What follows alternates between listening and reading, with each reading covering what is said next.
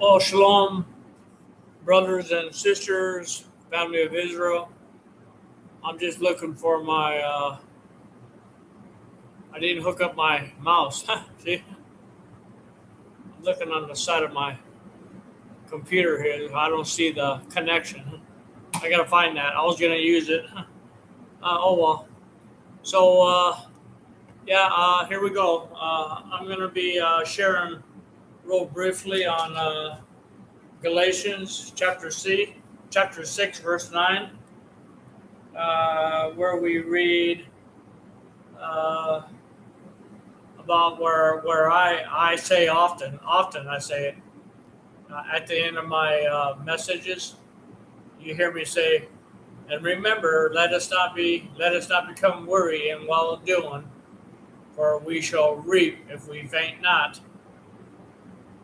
Well, this time I'm going to read it, or not. I didn't read it before. This time I'm going to read it from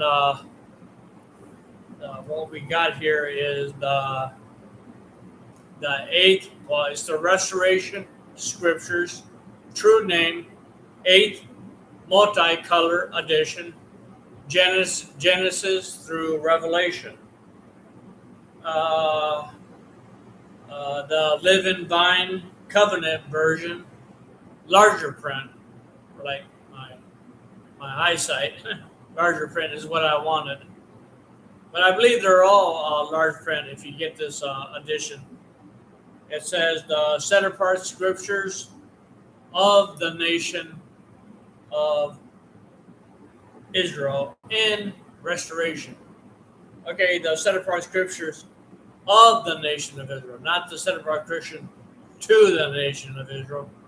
It's actually the set apart scriptures that come from the nation of Israel that we have that were like restored to us. Okay, restored to us, the restoration scriptures, with true names and true titles in Paleo Hebrew. Okay, so here it is, as you can see for yourself. So you could, if you want this edition, well, believe me, you can get it. Pretty simple. Okay, so now I'm going to read out of it, Galatians chapter 6, verse 9, and it really sounds really familiar to what I've already been quoting it. Remember, for out of the abundance of the heart, the mouth speaketh. Remember that? Okay. So in Galatians 6:9 here it says, and let us not be weary in doing well. Okay, remember I quoted, let us not be weary in well doing. Okay, this restored translation that we're understanding in English, it says, and let us not be weary in doing well, for in due season we shall reap if we do not grow weary.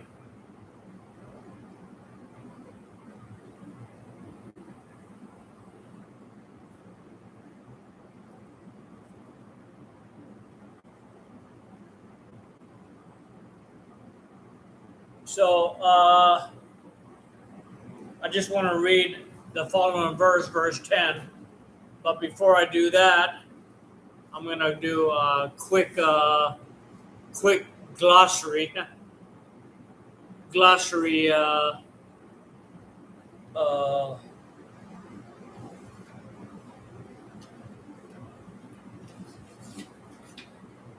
Like definition to help me and you that have this True Name edition, 8th edition, to help us understand some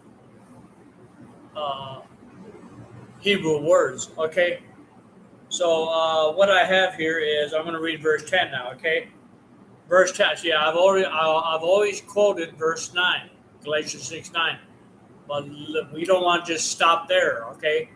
We don't want to handpick verses or cherry pick verses uh, and explain it to our congregation or our viewers. You know, we don't want to do that. We want to read more, and I know a lot of ministers do that, and I'm going to do the same thing. Okay, now verse 10. It says, "So then, as we have the opportunity, let us do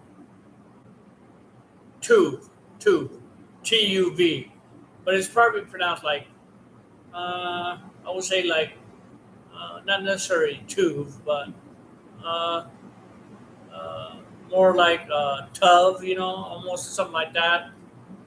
Tuv is the way it's spelled, and yes, it does mean good, but we want to uh, enhance our biblical vocabulary to the original if we can. Okay, so we're learning biblical Hebrew too. Okay, so verse 10. So then, as we have the opportunity, right? As we have the opportunity, like I got the opportunity right now to do good and minister and show good fruits of the Holy Spirit that I already went over before, and let us do to all men, especially, right? Listen, especially to those who are of the household of believing Israel. Okay, the house of Israel. Okay, which we are too. All right, not to doing good as we have opportunity to the heathen, non-believing people, which we were at one time. We were a Gentile at one time, a heathen. But when the scales fell from our eyes, like they did Paul, then we see. We see. We can see now. Okay, we hear now the way, truth, and life. We hear now. Okay, we hear. All right, we see now. Okay, there's a whole many, if I use that word sermon, but there's many instructions on who we are. We're a set apart people, preordained, set apart people. Okay, so if you really get involved in the Word, I'm telling you, you have to be involved, stay involved in the Word until your last breath, even if it involves bodily persecution, like the apostles. They didn't just lay down on their bed and take their last breath and say shalom. Thank you for all your help and blessings, and you're praying for me.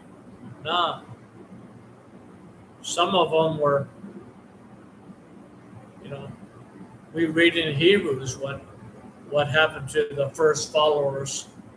So I don't want to get off on all that, but like verse 10 says, if you have the opportunity to do good, especially to the household of Israel, which is your own brothers and sisters,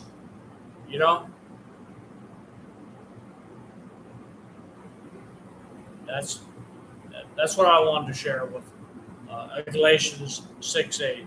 That I always bring that up in my messages. This is just a short one, and thank you for watching. Again, if you have any questions, You want to comment on something that I said? I don't. You want to say, well, Brother James, I don't see. I don't exactly see it like that. I see it this way. That's fine. Fine.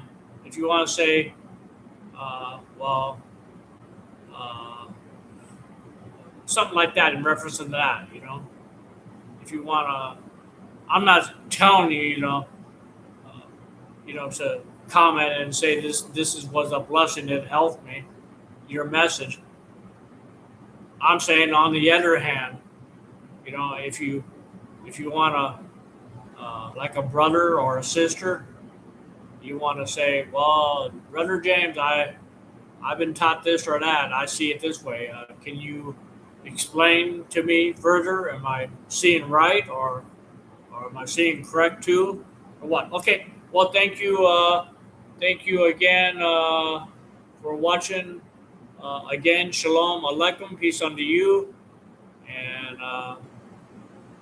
and and keep pressing forward and don't look back. Like I always say, I'm talking to myself too.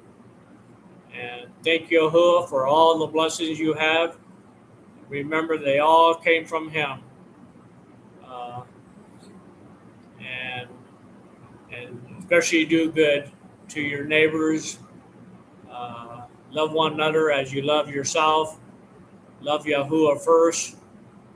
Remember the Shema in Deuteronomy chapter 6. And especially share to your children. Okay, folks? Share the word to your children. A lot of times on this YouTube, I have the opportunity, I'm telling you, I got the opportunity to allow my messages to go to the children too. I can do that, but I don't. You know why I don't? Because it's not my responsibility. It's, am I supposed to be ministering to a 5-year-old kid? I'm telling you, a 5-year-old kid is pretty smart nowadays. We know that. Is it really my responsibility to minister to your children? No, it's not. It's the responsibility of the father. The father, okay? He's head of the household. And then the mother, okay? Then the mother. The mother learns, pay attention to the father, and the father pay attention to Yahuwah, okay? And receive instruction from the written word. Okay? So I'm telling you, folks, minister to your children, okay? I urge you, minister to your children, okay? As you have opportunity to, okay? Galatians 6:10. Okay, shalom and good day, good night, wherever you are.